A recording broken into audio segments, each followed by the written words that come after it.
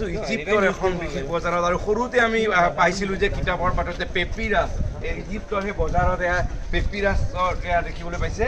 যে খুব সুন্দৰ চিত্ৰ আমি কাগজ কেনেকৈ উৎপত্তি হয় সেই ইতিহাস যেতিয়া পঢ়িছিলোঁ তেতিয়া পেপিৰাছৰ কথা উল্লেখ আছিলে আৰু সেয়া পেপিৰাছ এটা বিক্ৰী হৈছে এক ধৰণৰ বিশেষ ধৰণৰ এক কাগজ পূৰ্বতে যেনেদৰে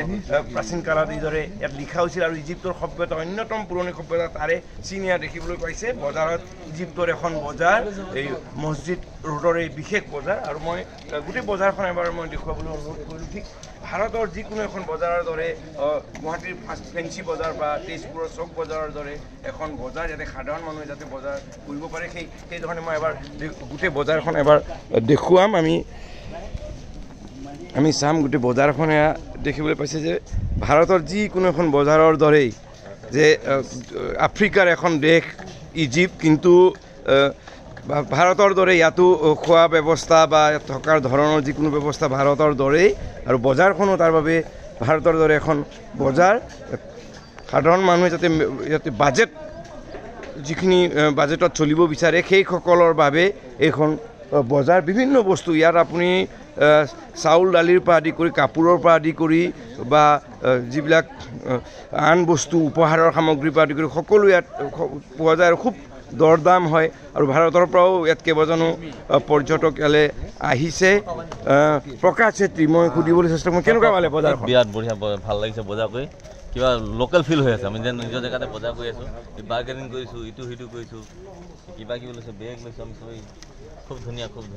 হয় লক্ষ্য কৰিও খুব বজাৰ কৰিছে তাৰ মাজত এখন বজাৰ কেনেকুৱা পালে বজাৰখন আৰে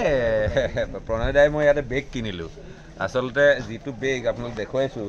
যে আমি কি ধৰণে বাৰ্গেনিং কৰা হয় ইয়াতে 450 টকাৰ দাম ক'লে যি ধৰণে আমি ফাঁচী বজাৰত বস্তু বা দিল্লীত বস্তুৰ দৰদাম কৰোঁ 450 ইজিপ্চিয়ান পাউণ্ড দাম কৈছিলে এটাত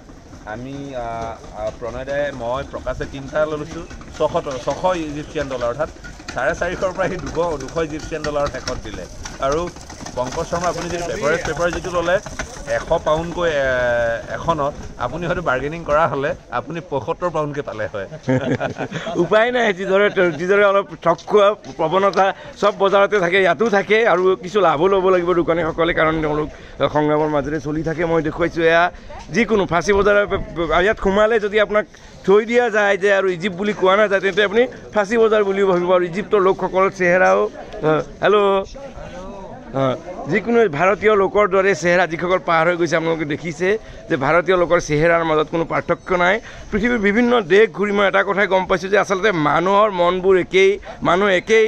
শান্তিত থাকিব বিচাৰে মানুহে সুখ বিচাৰে মানুহে হাঁহিব বিচাৰে ইজিপ্ততো সেই একেই পৰিৱেশ দেখা গৈছে